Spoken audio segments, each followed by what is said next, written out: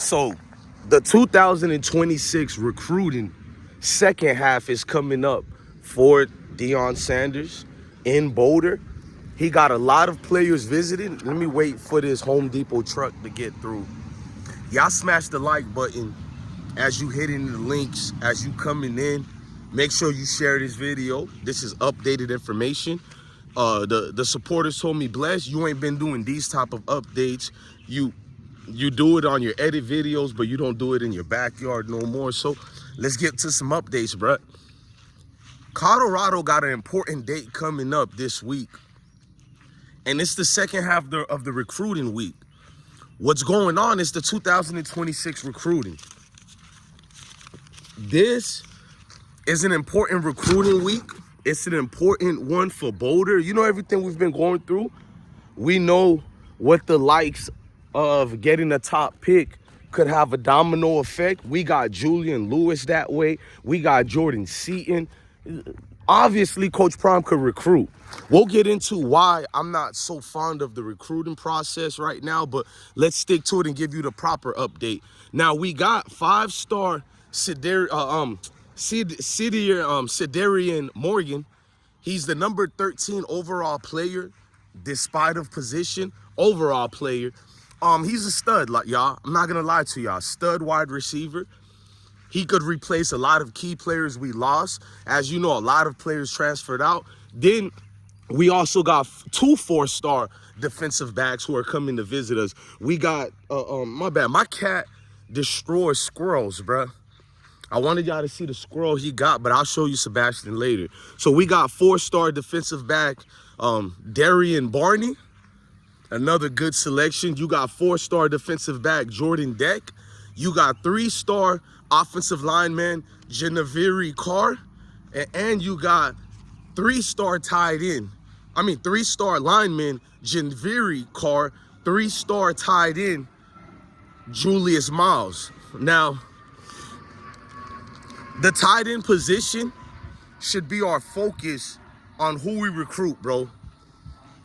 For some reason, Deion Sanders is so great with him and his staff, not just Deion, the staff we got there in Boulder. We've always had key positions at the skilled positions, meaning that we've always gotten good receivers. I've seen it with my own eyes when Travis Hunter went down. The defensive backs picked up on the defensive side of the ball, and the offensive side of the ball, 2 years in a row, we just got receivers who ball out. Despite of what anybody are saying, they're negating the fact that these guys ball out. So what I'm trying to bring up to y'all, tight end position should be one that I'm focusing on more, bro. Because five-star players such as Sidarian Morgan, I don't know, man. Look, I would like to have him, but no more begging, bro. No more begging these players to give us a chance. No more begging these players and trying to see who could pay them the most NIL deals, because this is what this is going to go down with.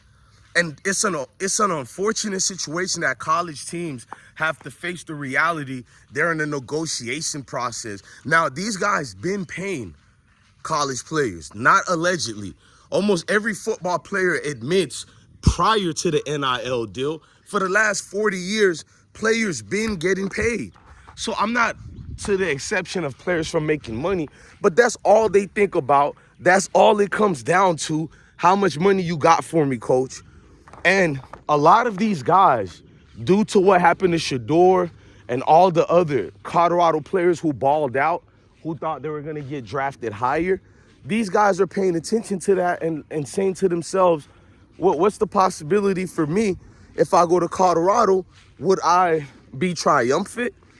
Will I have scouts negating, the fact that I'm a great athlete and only paying attention to the fact that you went to Colorado, so therefore we have no interest in you? Because a lot of those players know that. When it comes to the draft, it's not really about how good you are. It's, do we like you? Do you remind us of our family members? I mean, we see the games that played on the draft. Let's not lie. So a lot of these players got fathers who think like me, and their fathers are going to tell them not to go to Boulder, or let's give Boulder a chance, see how much they're offering us, and they might be turned off simply for, okay, we might get NIL money going to Boulder. We might be in a good position to win a national championship, but what about the NFL draft? And today's recruits, that's all they think about. NFL draft, NFL draft. And the problem is when that's all on your mind, you don't make the NFL draft. So a lot of these guys are turned off by what happened to Shador and Deion. So they might feel the level of hate that's towards Deion.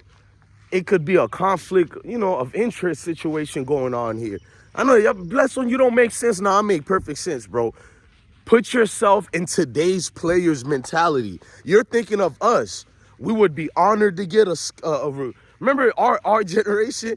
Boy, we were so innocent like that, even when we wasn't.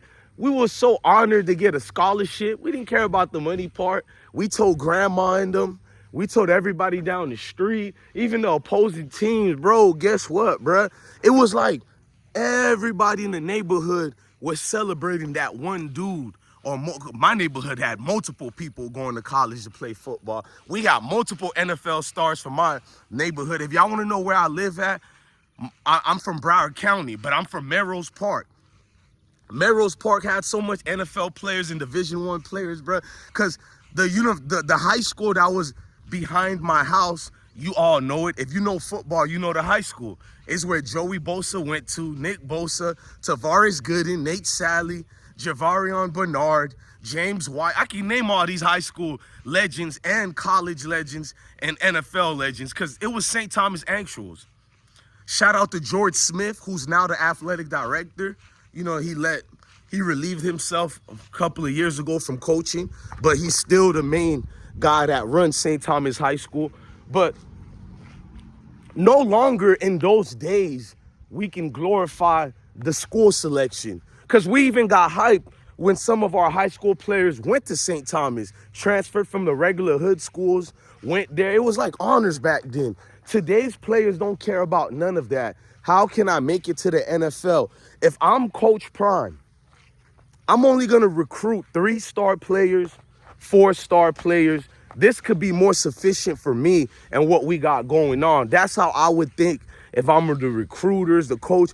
Like, I don't even think I want 4-star players, bro. Because Deion has shown the crew he has, the staff he has with his faculty in Colorado, they can prep anybody to look like the Heisman, to look like the best player in the country. That's one thing you're going to get out of Colorado. Listen to, if I have to do a recruiting pitch for a lot of these sour grape recruits today, I will say, if you want to have the skill level of an NFL athlete, then Boulder has the staff to get you there. They got Hall of Fames everywhere, skilled pro players who played at the highest level on Sundays from the NFL. That's at Boulder right now. So if your dream really is the NFL, despite the haters of Colorado, despite the NFL owners not caring how good you are, but you're affiliated with Colorado so they don't like you. But if you want to be in the best game shape, you want to be ready, then Boulder is the team that you go to. Because I've looked at all these 5-stars and all these 4-stars, they haven't developed themselves properly. I've seen so much over the last few years transfer to 4 different schools in 2 years only. They're not even potential NFL draft picks anymore. These guys were top 10 in Rivals.com, Scouts.com, even though I don't like On3 Sports, but they were top 10 on On3 Sports, and all the recruiting agencies, they were top. 247 Sports, they were top players. We're talking about top 10 and top 5 players who are now bums at the college level. So that's my thing to recruits. Give them the flat out truth, bro. You want to go the NIL route? You want to look for what team can promise you BS lies or whatever? Well, look at your fellow peers who are top 5 and top 10 best athletes in the nation. You know what I mean? They're nothing now. They're regulated into regular journeymen at the college level. That's what happens to these players, and that's why I don't care about a 5-star or a 4-star. We just need a player with some size and one who has a frame where we can build size on them, because we have elite programming and training at Colorado. That's one thing I would never take away from Deion in Colorado. They have elite training staff, and I've seen it. I've seen them make average players turn into phenomenal athletes who could be used on Sundays. So you guys decide. Do you want to dismiss Colorado because you're worried about Saturday opportunities, or do you want to come to Boulder and you get ready no matter where you get drafted, even if you get unsigned as a free agent, but you're going to ball out when it comes to training camp in the NFL because you are ready to play? And that's the difference between Colorado and many other schools. So to Cedarian Morgan and all those 6 guys coming out there to Boulder this week, just remember what DJ Bless One told you, man. Come to the winning side if you want to win that life, because that's what Colorado gets you ready for. Look, man, I'm DJ Bless One, the best one. Love your family, love your kids. Stay blessed.